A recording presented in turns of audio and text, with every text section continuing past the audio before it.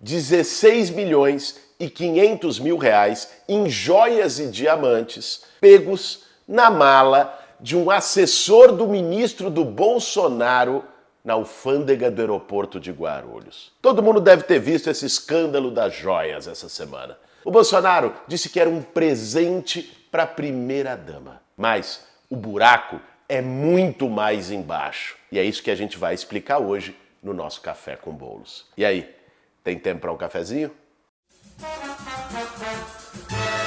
Para fazer um bom café, meu bem. Pessoal, no final de semana passado, o jornal Estado de São Paulo publicou uma matéria bombástica falando das tais das joias da Arábia Saudita.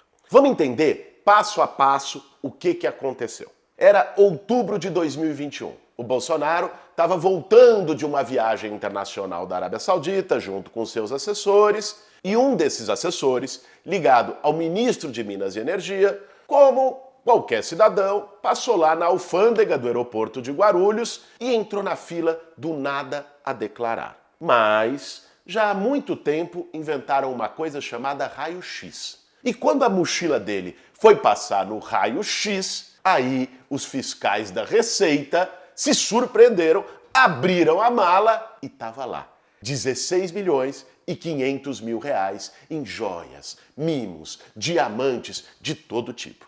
O que aconteceu? O óbvio, o que a lei prevê. Os fiscais da Receita fizeram o seu trabalho e o material foi apreendido, porque existe uma lei que define que a partir de certo valor você tem que declarar um bem que vem de fora e pagar o imposto de importação. Não botar na mala de alguém, quem faz isso é mula. Mula de tráfico de droga, mula de tráfico de arma. E foi assim que um assessor do governo federal se comportou. Qual que foi a versão do Bolsonaro agora quando a coisa veio a público? Falou, não, foi um presente para a primeira-dama. O chefe de Estado da Arábia Saudita deu um presente para a primeira-dama. Vamos lá.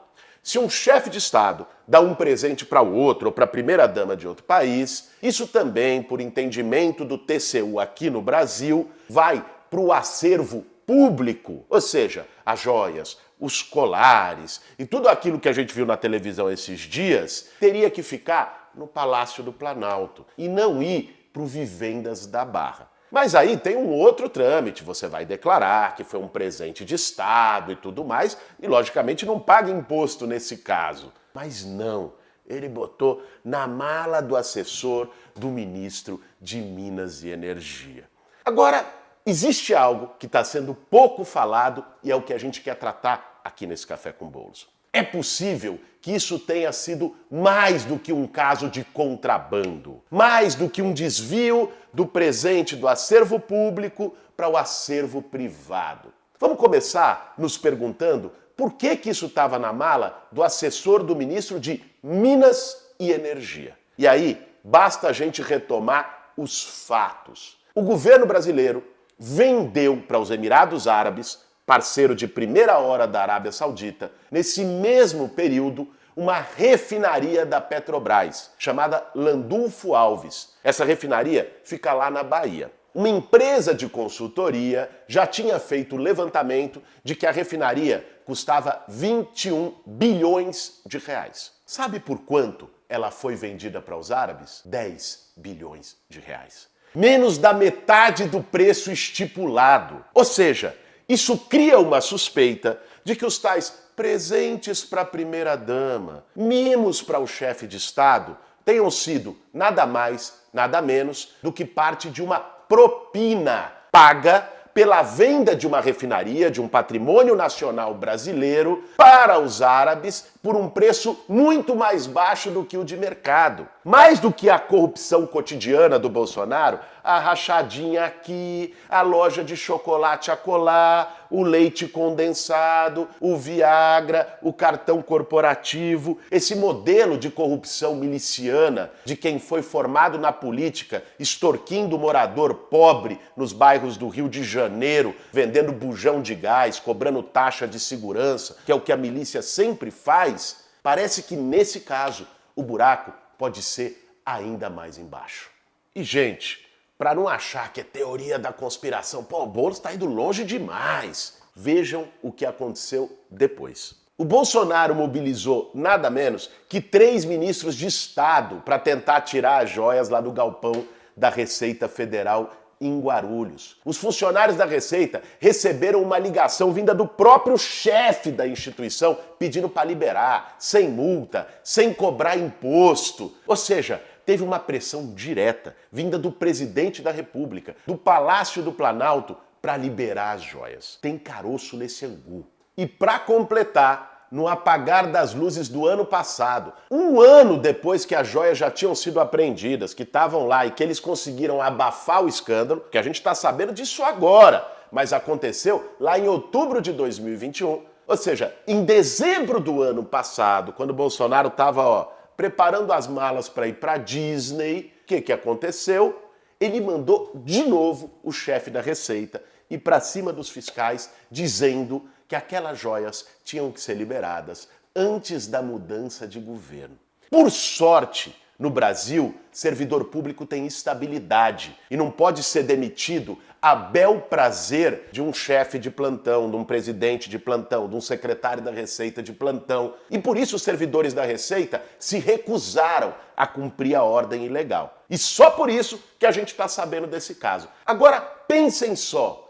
Quantos casos como esse podem ter ocorrido nos últimos 4 anos? Quantas joias, ouro, diamantes ou coisa do tipo podem estar, a essa altura, lá na casa do Vivendas da Barra ou em qualquer outro lugar recebido pelo Bolsonaro que a gente não soube e talvez nunca vai saber? Essa, pela postura correta de servidores da Receita, veio a público com 1 ano e meio de atraso e só depois que o Bolsonaro saiu do governo. Mas está cada vez mais difícil ver isso como um presente. E vale dizer que foram 2 lotes de joias. Um está apreendido na Receita Federal, o outro tá com o Bolsonaro. E ele já veio a público para dizer que não vai devolver não, que é dele, que foi um presente pessoal. Gente, é muita cara de pau. Enquanto os bolsominions fanáticos estavam lá tomando chuva em quartel ou querendo quebrar os palácios na Praça dos Três Poderes, o Bolsonaro estava usufruindo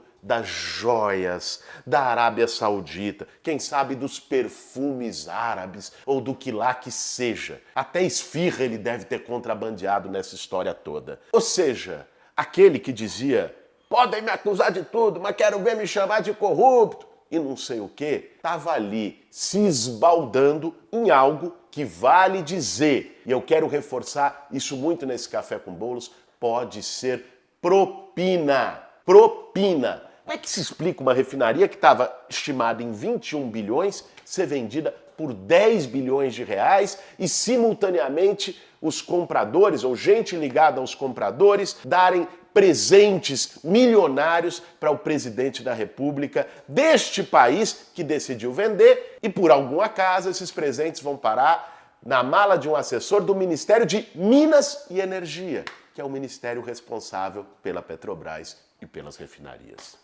Cara, assim, a gente tá aqui falando de novo, pô, vamos entrar no Ministério Público, temos que prender Bolsonaro, não sei o quê. Eu tenho visto, sempre que esse debate aparece na rede, vem gente dizer, pô, vamos olhar pra frente. Ah, Bolsonaro de novo, tal. Ninguém aguentou, foram 4 anos falando do Bolsonaro. É como se alguém tivesse com saudade de falar do Bolsonaro, ninguém tá, né? Todo mundo quer esquecer, mandar esse cara embora, sai daqui. Agora, existe uma coisa que eu acho que é muito importante, que por isso a gente não pode simplesmente jogar para baixo do tapete, fingir que não aconteceu, sabe? E temos que trazer essa questão da reparação. Porque foram 4 anos de tragédia, foram 4 anos de miliciano, de sacanagem, de roubo, de genocídio, o que aconteceu na pandemia. Se a gente simplesmente esquece isso, fala, vamos olhar só para frente, o que acontece? A gente reproduz uma lógica no Brasil que é perversa, na história brasileira. Que é como o Brasil sempre lidou com seus traumas. Trauma da escravidão.